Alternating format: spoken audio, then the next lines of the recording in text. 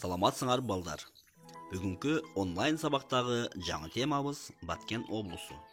Сабактын максаты окуучулар Баткен облусунун жайгашуусун, калкы жана чарбачылыгы жөнүндө билишет.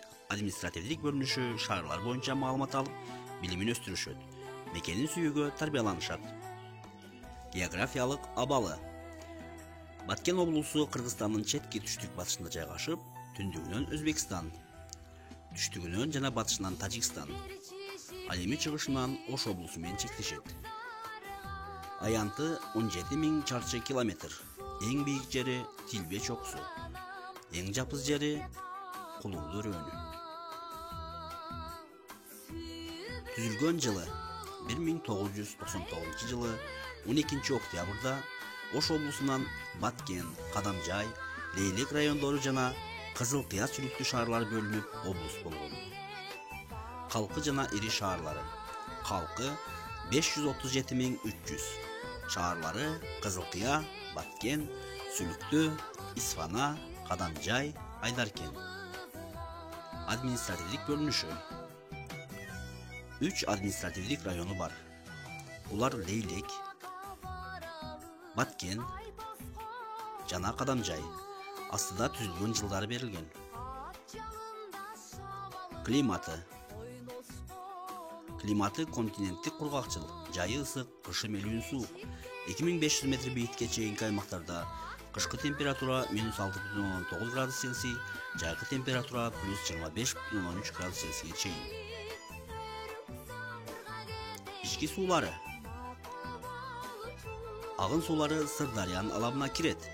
Дарыялары Соох, Шаймерден, Исфайрамсай, Исфара, Исфана, Кожо Бакыргансай, Ак суу, көлдөрү Тегирмеч, Кезарт, Түз Ашуу, Курманкөл, Аугул, Каракөл катта. Өнөр жайы. Түстүү металлургия, Кадамжайдагы сурма жана Айдаркендеги сымап комбинаттары. Отун өнөр жайы. Сүлүктүү, Самаркандек жана Кызыл Кыяда көмүр кендери иштейт. Рекреация ресурстары.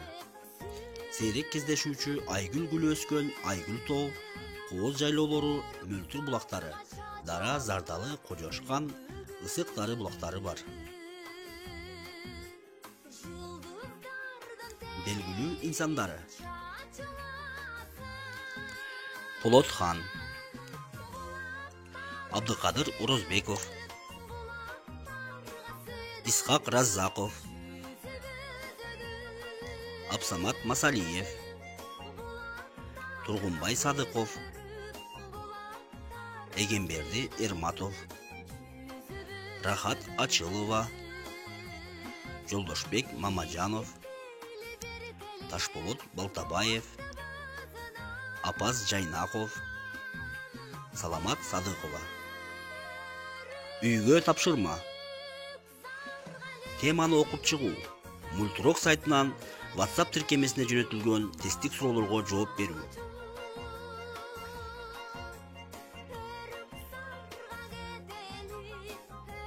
Көңүл бурганыңыздарга рахмат.